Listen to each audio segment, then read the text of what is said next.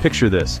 You're an ancient farmer, and you have a wonderful surplus of wheat, but what you really need is a new pair of sandals. How do you get them? You can't just pop down to the shops and pay with a card. Instead, you enter the world of barter. You must find a sandal maker who happens to be in desperate need of wheat. This direct exchange sounds simple, but it was often incredibly complicated. Imagine the endless negotiations, the arguments over how many bushels of wheat one pair of sandals was worth. It was a system built on coincidence and convenience, and it often fell short, making trade a tricky and time-consuming business for everyone involved. To solve this problem, society started using something called commodity money. This was a huge leap forward. Instead of trading goods directly, people agreed on a common item that everyone considered valuable. Think of it as a stepping stone to real money. In some parts of the world, this could be something as beautiful and delicate as cowrie shells, which were used for centuries across Africa and Asia. In other places it might be salt, which was so precious that it was sometimes used to pay Roman soldiers. This is actually where we get the word salary. These items were more portable and divisible than a cow, but they still had their own set of problems. The next step on this fascinating journey was proto-money. This is where things get even closer to the coins we know today. People began using bits of metal, like copper, silver, or gold, as a medium of exchange. These metals were durable, easy to carry, and held their value well. However, there was a catch. Every time you wanted to make a transaction, you had to weigh the metal to determine its exact worth. This meant carrying around a set of scales, which was hardly convenient. Imagine the hassle of weighing out tiny bits of silver just to buy a loaf of bread. It was a slow and fiddly process, and there was always the risk of being cheated with impure metals. This system of using unmarked metal pieces was common in many ancient civilizations, from Mesopotamia to ancient India. In the Indian subcontinent, for example, people used bent bars of silver or unmarked metal ingots for trade long before proper coins appeared. These were a definite improvement on bartering with livestock or grain, as they were easier to transport and store. But the world was crying out for something even better. It needed a system that was standardized, trustworthy, and instantly recognizable. The stage was set for one of the most important inventions in human history, the coin. And it would change the world forever. Our story now takes us to a small but incredibly wealthy kingdom in western Anatolia, what is now modern-day Turkey. This kingdom was called Lydia, and it was here, around 650 BC, that something truly revolutionary happened. The Lydians were the first people in the world to create what we would recognize as true coins. They hit upon a brilliant idea. Instead of just using lumps of metal, why not stamp them with an official mark?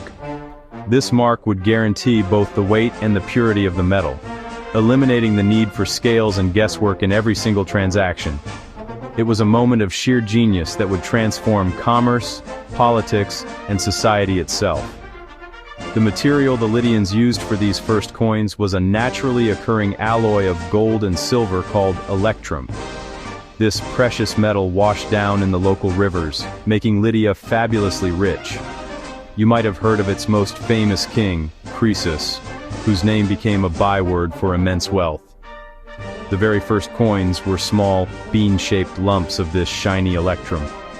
They were stamped with simple designs, often depicting an animal like a lion or a bull, which was the symbol of the king or the city that issued them. This stamp was a promise, a royal guarantee that the coin was worth its stated value. This invention was an absolute game changer. Suddenly, trade became faster, easier, and more reliable. A merchant could accept a Lydian coin without hesitation, confident in its value. This new technology didn't stay in Lydia for long. The idea was simply too good to be contained. Traders and travelers carried these marvelous new objects to neighboring lands, and people immediately saw their potential. The concept of coinage spread like wildfire, first to the Greek city-states dotted along the coast of Anatolia, and then across the Aegean Sea to mainland Greece. The age of the coin had begun, and there was no turning back. The Lydians may not have realized it at the time, but they had unleashed a powerful force upon the world. Coins were more than just a convenient tool for buying and selling. They were miniature pieces of propaganda, carrying the symbols of power and authority wherever they went. They allowed rulers to pay armies, build monuments, and project their influence far beyond their borders.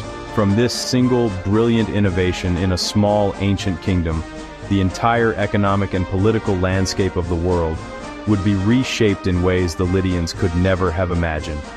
It was a financial Big Bang, and its echoes are still felt today. Once the Greeks got their hands on the idea of coinage, they truly made it their own. For them, coins were not just practical tools, they were miniature works of art. Each city-state or polis began minting its own distinctive coins, turning them into tiny billboards for civic pride. The Athenians stamped their coins with the wise owl of their patron goddess, Athena. The Corinthians used the mythical winged horse, Pegasus. These coins were usually made of pure silver, and were crafted with incredible skill and detail. They became symbols of independence and identity, instantly recognizable across the Mediterranean, and they helped to fuel the great flourishing of Greek trade and culture. Meanwhile, to the east, the mighty Persian Empire also adopted coinage, but for very different reasons. The Persians created a standardized and powerful currency to manage their vast and diverse territories. Their most famous coins were the gold daric and the silver siglos, both of which featured the image of the Persian king, often shown as an archer. Unlike the varied Greek designs, these coins were uniform and centralized. They were a tool of imperial administration, used to pay soldiers, fund massive construction projects like the Royal Road, and unify the economy of an empire that stretched from India to Egypt. Persian coins screamed power and authority. Then came the Romans. Initially, the Roman Republic used chunky cast bronze pieces called as rude, but as their influence grew, they adopted the Greek style of silver coinage, creating the famous denarius. The Romans, practical as ever, took the idea of using coins for propaganda to a whole new level. Ambitious politicians and generals began putting their own family symbols on coins to boost their public profile. This culminated with Julius Caesar, who, in a shocking break with tradition, became the first living Roman to put his own portrait on a coin. This set a precedent for all the emperors who followed, turning coins into a gallery of imperial faces. These classical coins tell us so much about the ancient world. They reveal shifting political alliances, economic fortunes, and religious beliefs. A Roman coin found in India, for example, tells a story of long-distance trade routes and the global reach of the empire. The materials used, gold, silver, bronze, indicate the economic health of the state that issued them. When an empire was in decline, the silver content of its coins would often be reduced, a hidden form of inflation that we can still detect today. These tiny metal discs are not just money, they are time capsules, carrying the stories of empires and the faces of history in our very hands. The spread of coinage from the Mediterranean was not a simple linear story. It was more like a ripple effect, with the idea traveling along trade routes and being adapted and transformed by every culture it touched. As Alexander the Great marched his armies eastward, he brought Greek-style coinage with him, introducing the concept to vast new territories in Asia. But this wasn't a one-way street. These new regions didn't just copy the Greek model, they blended it with their own artistic traditions and political needs, creating fascinating hybrid styles. Coinage became a truly global language, but one spoken with many different local accents. In China, for instance, a completely independent tradition of coinage had been developing for centuries. Instead of stamped lumps of precious metal, the Chinese created cast bronze coins with a distinctive square hole in the middle. These were often called cash coins. The hole was a practical feature, allowing the coins to be strung together in large quantities for easier counting and transport. These coins were not based on the intrinsic value of their metal, but on the authority of the emperor who issued them. This system proved to be incredibly stable and successful, remaining in use for over 2,000 years, a testament to its brilliant design. Back in Europe, after the fall of the Roman Empire, the sophisticated system of coinage fell into disarray. The early medieval period saw a fragmentation of currency, with various Germanic kingdoms issuing their own crude imitations of Roman coins. For a time, barter even made a comeback in some regions. It wasn't until Charlemagne, around the 8th century, that some order was restored with the introduction of the silver penny, which became the standard for much of Europe for hundreds of years. These coins were thin and simple, a far cry from the artistic masterpieces of the Greeks, but they served their purpose in a recovering economy. Further afield, the Islamic caliphates developed a unique and powerful coinage system of their own. Following Islamic principles, their coins were aniconic, meaning they avoided images of people or animals. Instead, they were covered in beautiful Arabic calligraphy, featuring verses from the Quran and the names of the rulers. The gold dinar and silver dirham became the dominant currencies of international trade for centuries, trusted from Spain to the borders of China.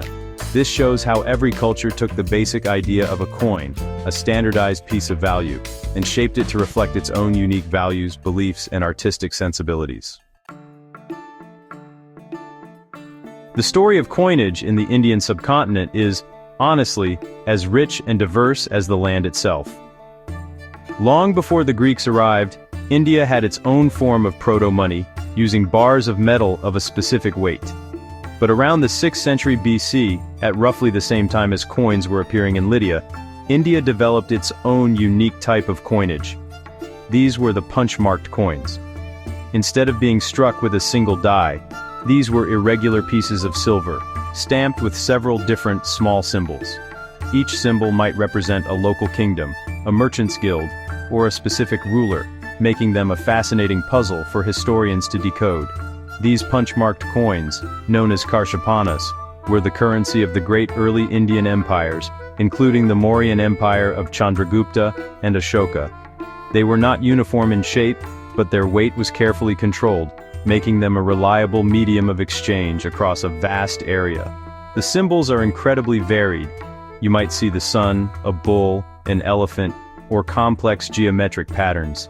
They represent one of the world's earliest and most widespread currency systems, a testament to the bustling trade and sophisticated administration of ancient India. They were a truly indigenous invention, born from local needs and traditions. Everything changed with the arrival of Alexander the Great in the 4th century BC. Although his stay was brief, the Hellenistic influence he brought to the region was, well, pretty profound. In the centuries that followed, Indo-Greek kingdoms flourished in what is now Afghanistan and northern Pakistan. These rulers introduced a completely new style of coinage to India. Beautiful, die-struck coins, with realistic portraits of the kings on one side and Greek deities on the other. This was a radical departure from the abstract symbols of the punch-marked coins. For the first time, people in India could see the face of their ruler on their money. This Greek influence was adopted and adapted by subsequent powerful empires, most notably the Kushans. The Kushan Empire, which straddled Central Asia and northern India, created a remarkable series of gold coins. These coins are, honestly, a melting pot of cultures. They feature portraits of Kushan kings like Kanishka the Great, but the deities on the reverse side are a fascinating mix of Greek, Iranian, and Indian gods. You can find coins with images of Buddha, Shiva, and Zoroastrian deities, all minted by the same empire. These coins were not just money. They were a statement of cultural synthesis and religious tolerance, reflecting the cosmopolitan nature of the Silk Road. The Gupta Empire, which flourished from the 4th to the 6th century AD, is often called the Golden Age of India, and its coinage certainly lives up to the name.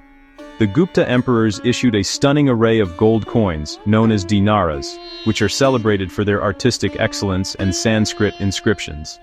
These coins moved away from the realistic portraiture of the Indo-Greeks and Kushans, developing a more idealized and symbolic style. The portraits of kings like Samudragupta and Chandragupta II are not just faces, they are representations of the perfect, divine right ruler, often shown performing heroic acts like hunting a lion or, playing a musical instrument. These Gupta coins are bursting with cultural and political messages. The reverse side often features the goddess Lakshmi, seated on a lotus, symbolizing wealth and prosperity brought by the king's righteous rule. The craftsmanship is exquisite, showcasing the high level of metallurgical and artistic skill achieved during this period. The use of gold in such abundance also speaks to the immense wealth and stability of the empire, which controlled lucrative trade routes. These coins were not just for spending. They were for admiring, serving as miniature monuments to the glory and cultural achievements of the Gupta dynasty. After the decline of the Guptas, India entered a long medieval period characterized by a mosaic of regional kingdoms. The coinage of this era reflects this political fragmentation. Each dynasty, from the Gurjara Pratiharas in the north to the Cholas in the south, issued its own distinct currency. Some continued the tradition of royal portraits, while others developed new designs. The Cholas, a great maritime power, famously used a symbol of a tiger, a fish, and a bow on their coins, representing their dominance over other southern kingdoms. These coins tell the story of shifting power dynamics and regional identities.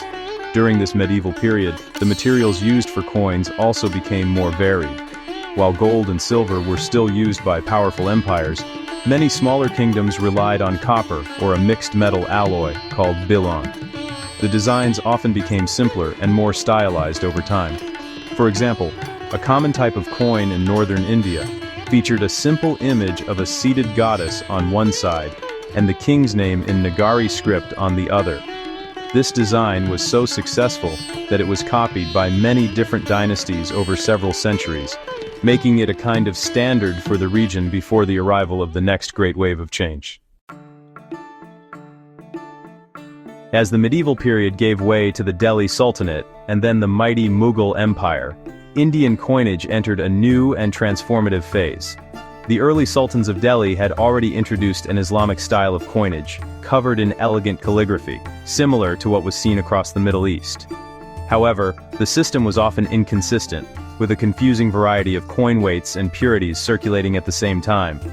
This monetary muddle was crying out for a reformer, and one arrived in the form of the brilliant but short-lived ruler Sher Shah Suri in the mid-16th century.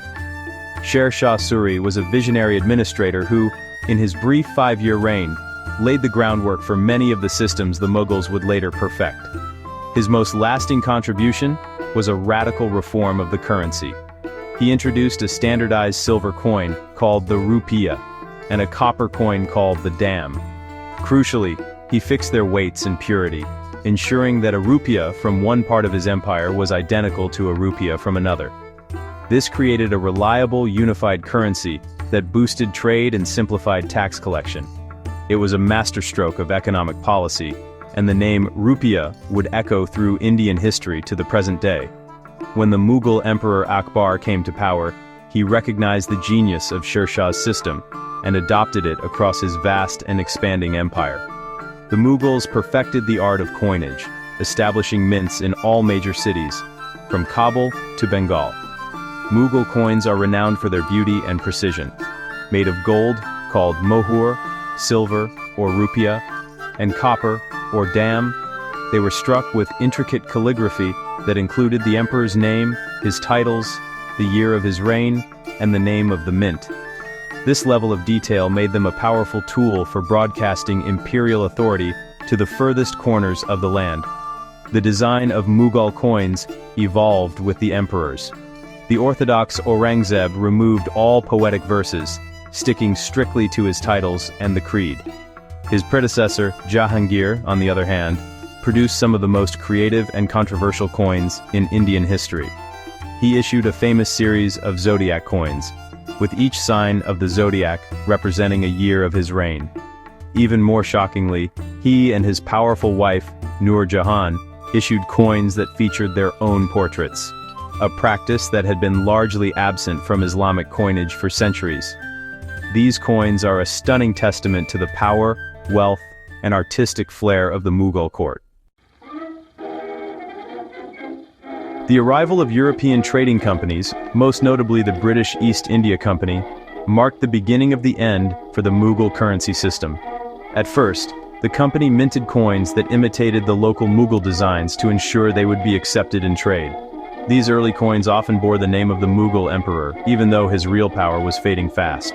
It was a clever strategy, using the trusted symbols of the old regime to legitimize their own growing economic influence.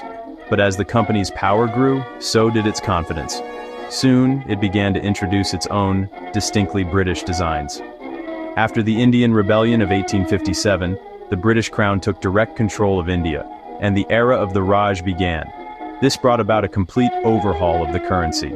In 1862, a new series of coins was issued, bearing the portrait of Queen Victoria. The traditional Indian designs and scripts were swept away and replaced with a uniformly British imperial image. The silver rupiah, still based on the old standard, now proclaimed Victoria as Queen on one side, with the denomination and India in English on the other. This was a powerful statement. India was now part of the British Empire, and its money would reflect that. The British established modern, mechanized mints in Calcutta, Bombay, and Madras, producing coins with a level of precision and uniformity that was previously unimaginable. This industrial approach to minting was a world away from the hand-striking methods of the past. The British also standardized the denominations, solidifying the system of 1 rupiah being equal to 16 annas, and 1 anna being equal to 4 pice or 12 pies. This complex but long-standing system would remain in place for nearly a century. The Indian Coinage Act of 1906 further consolidated these laws, creating a single, unified currency for the entire subcontinent. The materials of the coins also began to change, reflecting global economic pressures. The two world wars placed immense strain on Britain's resources, leading to a shortage of silver. As a result, the purity of the silver rupiah was progressively reduced, until it was eventually replaced entirely with nickel in 1947, the very year of independence. The humble bronze and copper coins also saw changes, with new, cheaper metals being introduced. This shift from precious metals to token currency was a sign of the changing times, marking the end of an era where a coin's value was tied to the metal it was made from. The year 1947 was a momentous turning point. With the end of British rule came the birth of two new independent nations, India and Pakistan. Both countries faced the immediate challenge of creating new national currencies that would reflect their newfound sovereignty. The first step was symbolic, but hugely important, removing the British monarch's portrait from the coins. In its place, India adopted its new national emblem, the Ashoka lion capital, a powerful symbol drawn from its own ancient history. Pakistan chose to feature the crescent and star, along with the tuffra, a stylized calligraphic monogram of the state's name. Initially, both countries continued to use the old British system of rupees, annas, and pies. The coins looked different, but the financial grammar remained the same. However, this was soon to change. In 1957, India made a bold move towards modernization by decimalizing its currency. The old, complicated system was swept away, and the rupee was now divided into 100 ney pies, or new pies. This was a huge logistical challenge, requiring a massive public education campaign. For a few years, both old and new coins circulated side by side to ease the transition. In 1964, the prefix naya was dropped, and the simple paisa became the standard. Pakistan followed suit, decimalizing its own rupee in 1961. The post-independence era also saw a continuing shift in the metals used for coinage. As the cost of metals rose, governments moved away from copper and nickel towards cheaper and more durable alternatives like aluminum and stainless steel. This is why modern coins feel so much lighter than the old heavy coins of our grandparents' time. These changes reflect economic realities and technological advancements in metallurgy. The size and shape of coins have also evolved, with new designs being introduced to make them more user-friendly and distinct from one another. Today, the coins of India and Pakistan do more than just facilitate commerce. They celebrate national identity and history. Both countries regularly issue commemorative coins to mark important anniversaries, honor national heroes, or celebrate cultural events. These coins might feature figures like Mahatma Gandhi or Muhammad Ali Jinnah, or they might highlight themes like biodiversity or technological progress. They are a way for the state to communicate its values and tell its story to its citizens. From the first punch-marked pieces to the stainless steel coins of today, the journey of coinage in the subcontinent is a powerful reflection of its history, culture, and enduring spirit.